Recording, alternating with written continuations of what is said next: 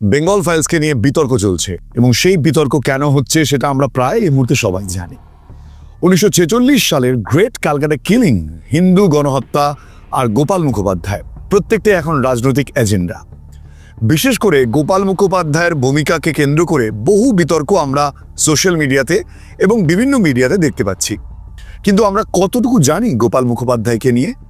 যারা গোপাল মুখোপাধ্যায়ের পক্ষে বলছেন তারাই বা গোপাল মুখোপাধ্যায় সম্পর্কে সত্যি কতটা জানেন?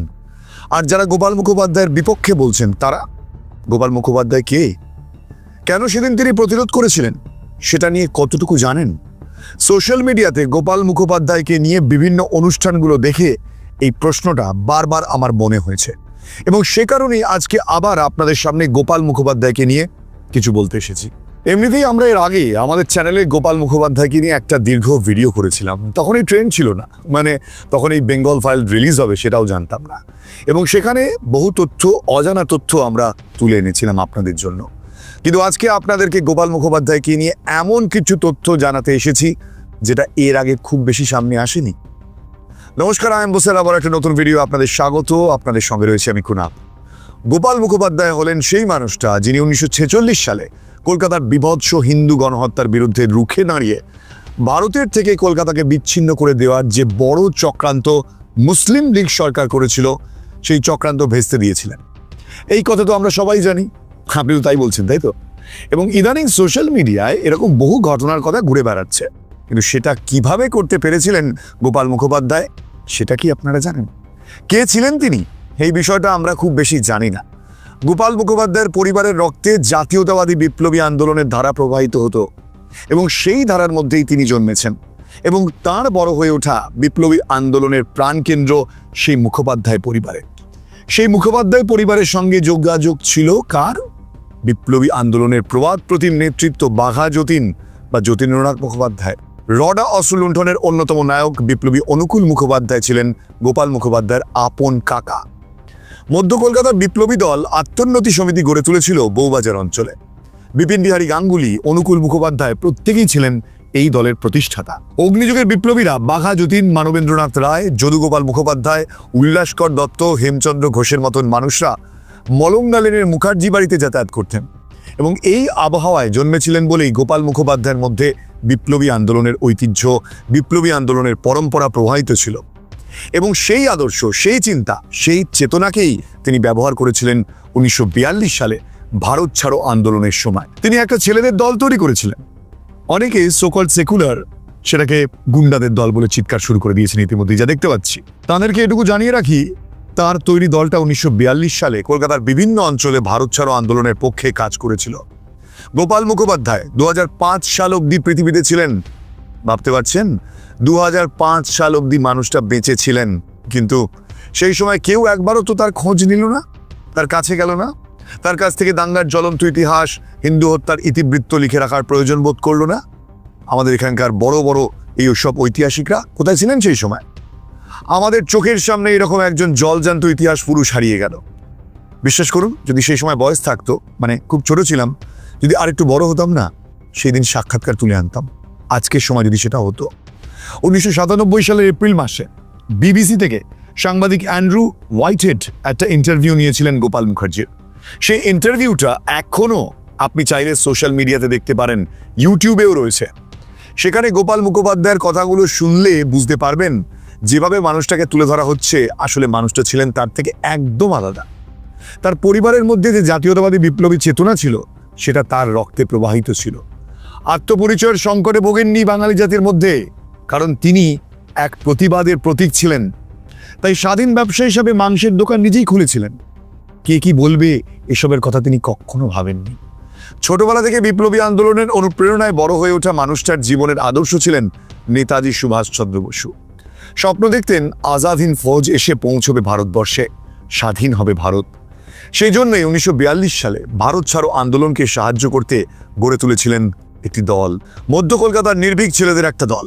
গোপনে অস্ত্র সংগ্রহ করেছিলেন, তাদের লাঠি খেলা, ছোড়া চালানো, এই সমস্ত কিছু শিখিয়েছিলেন ব্রিটিশ সাম্রাজ্যবাদের বিরুদ্ধে লড়াই করবার জন্য।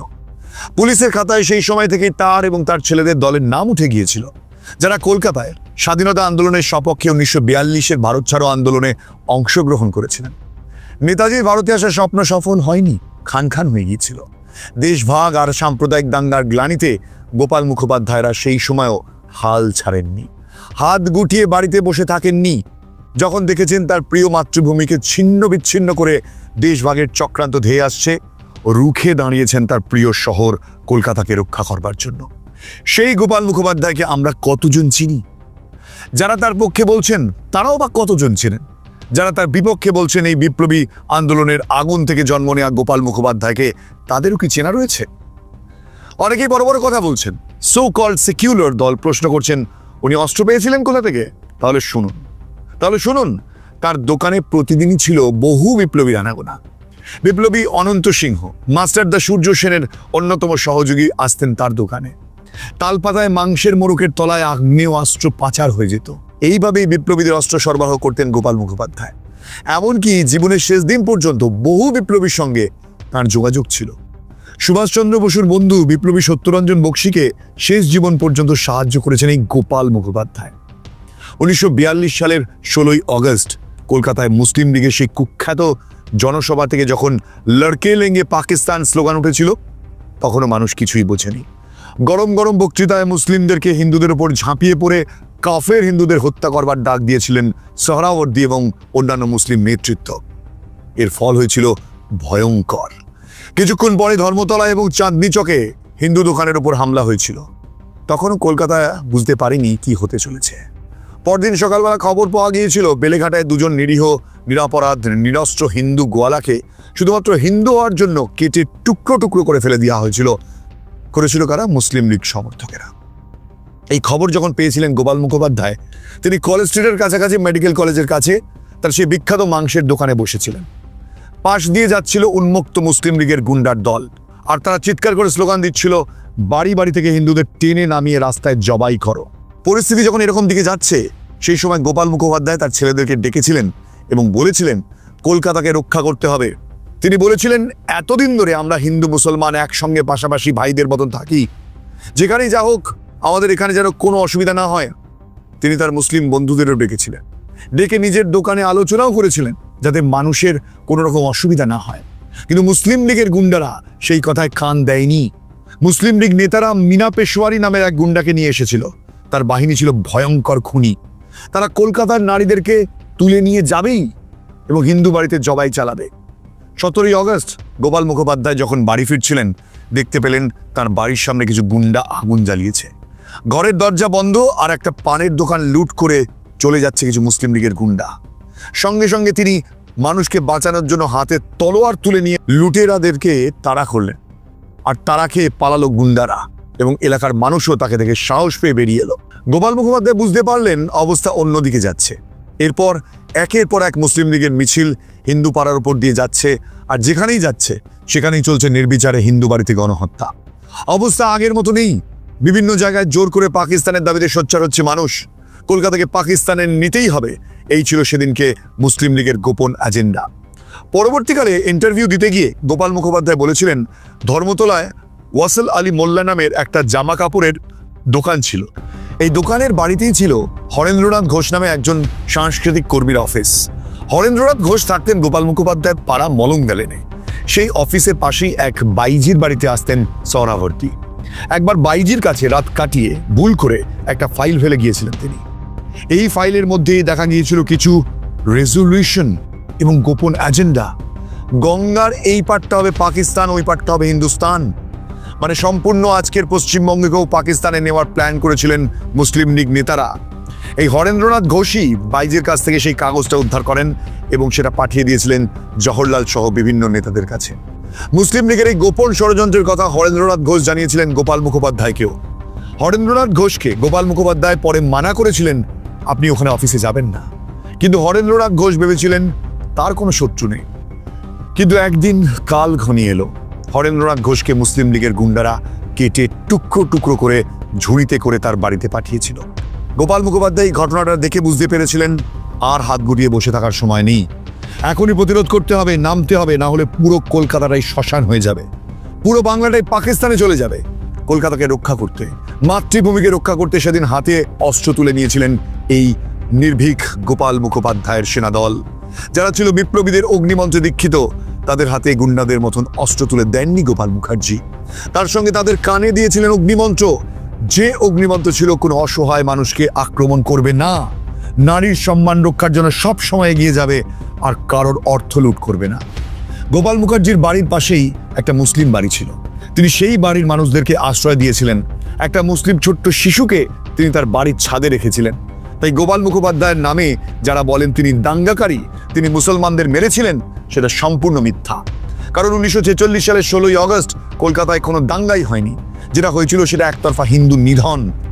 গোপাল মুখোপাধ্যায়ের বাহিনী সেদিনকে প্রতিরোধ করেছিলেন মাত্র। তারা কাউকে আক্রমণ করে ধর্ষণ খুন করেননি। তারা ছিল মাতৃভূমির পক্ষে লড়াই করা সেনা দল।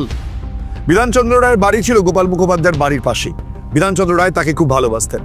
গোপাল মুখোপাধ্যায় নিজেই ইন্টারভিউতে জানিয়েছেন, বিধানচন্দ্র রায়, বিজয় সিংহ নাহার, কালীপদ মুখোপাধ্যায়ের মতন কংগ্রেস নেতাদের তার সঙ্গে যোগাযোগ থাকলেও তিনি কোনোদিন কোনো রাজনৈতিক দলে যোগ দেননি। তিনি ছিলেন সম্পূর্ণভাবে নেতাজি সুভাষচন্দ্র বসুর অনুগামী। কলকাতার দাঙ্গা যখন হয়েছিল, চলেছিল হিন্দু নিধন, সেই সময় দাঁড়িয়ে গান্ধীজি কিছুই করতে পারেননি। কিন্তু পরবর্তীকালে তিনি কলকাতায় এসেছিলেন এবং কলকাতার বেলেঘাটায় ছিলেন। কিছুদিন আগে একটা ভিডিওতে আমরা গান্ধীজি কেন 15ই আগস্ট দিল্লি থেকে এসে কলকাতায় ছিলেন তা বিস্তারিত আলোচনা করেছি। গোপাল মুখোপাধ্যায়কে বিধানচন্দ্র রায় গান্ধীজির কাছে নিয়ে গিয়েছিলেন। গান্ধীজি সবসময় একতরফা কথা বলতেন। সেই সব কথা শুনে গোপাল মুখোপাধ্যায় গান্ধীজির সামনেই কড়া ভাষায় জবাব দিয়েছিলেন। বলেছিলেন, আমি সাধারণ মানুষকে রক্ষা করবার জন্য হাতে অস্ত্র ধারণ করেছি। আগে আপনি সাধারণ মানুষকে রক্ষা করার ব্যবস্থা করুন, তারপর আমাকে অস্ত্র ছাড়তে বলবেন। বিধির বিধান খুবই আজব। যে গোপাল মুখোপাধ্যায়কে নিয়ে এত রকম কথা বলে মানুষ, সেই গোপাল মুখোপাধ্যায়ের বিষয়ে একটা কথা তারা জানে না। অবাক হয়ে যাবেন শুনলে, কংগ্রেসের নেতৃত্ব গান্ধীজিকে বাঁচাবার জন্য সেদিন গোপাল মুখোপাধ্যায়ের কাছেই সাহায্য চেয়েছিল। গান্ধীজি যখন বেলেঘাটায় মুসলিম অঞ্চলে থাকতেন, তিনি মুসলিমদের মন পরিবর্তন করতে চাইছিলেন, আর ওইদিকে মুসলিম গুন্ডারা তার ছাগলকে মেরে টুকরো টুকরো করে কেটে তার বাড়ির সামনে ফেলে দিয়ে গিয়েছিল। তাকে বিভিন্নভাবে হুমকি দেওয়া হচ্ছিল। অতুল্য ঘোষের লেখা কষ্টকল্পিত বইতেও সেই সময়ের ঘটনাগুলো আপনারা পাবেন। অবশেষে বাধ্য হয়ে গান্ধীজিকে রক্ষা করবার জন্য বিধানচন্দ্র রায়, বিজয় সিংহ নাহার, বিজয় ব্যানার্জি, কালীপদ মুখোপাধ্যায়ের মতন কংগ্রেস নেতারা এসে গোপাল মুখোপাধ্যায়কে অনুরোধ করেছিলেন। গোপাল মুখোপাধ্যায় হাসি মুখে সেদিন গান্ধীজির প্রাণ বাঁচাতে সারা রাত পাহারা দিয়েছিলেন। বেলেঘাটায় তার বাড়িতে সেদিন যদি গোপাল মুখোপাধ্যায় না থাকতেন, তাহলে হয়তো 1946 সালে কলকাতার বেলেঘাটায় গান্ধীজির কিছু একটা হয়ে যেত। গোপাল মুখোপাধ্যায়ের সঙ্গে ইতিহাস বারবার বেইমানি করেছে, তাই ইতিহাসে গোপাল মুখোপাধ্যায়ের স্থান হয়নি। তাকে নিয়ে রাজনৈতিক দড়ি টানাটানিতে এটা কেউ বলেনি গোপাল মুখোপাধ্যায়ের অন্তরে ছিল বিপ্লবী আন্দোলনের অগ্নিমন্ত্র। এটা কেউ বলেনি গোপাল মুখোপাধ্যায় যে ছেলেদের দল তৈরি করেছিলেন সেটা আসলে 1942 সালের আন্দোলনের জন্য। সেই দলই পরবর্তীকালে কলকাতাকে রক্ষা করেছিল। তারা কোথা থেকে অস্ত্র কিনেছিল? তারা অস্ত্র কিনেছিল মার্কিন সেনাদের কাছ থেকে। 250 টাকা দিলে 100টা কার্তুজ এবং একটা রিভলভার, তার সঙ্গে মদ। বুঝতে পারছেন? গোপাল মুখোপাধ্যায় ছিলেন নেতাজি সুভাষচন্দ্র বসুর একান্ত অনুগামী। আবার সেই গোপাল মুখোপাধ্যায় গান্ধীজিকেও প্রাণে বাঁচিয়েছিলেন।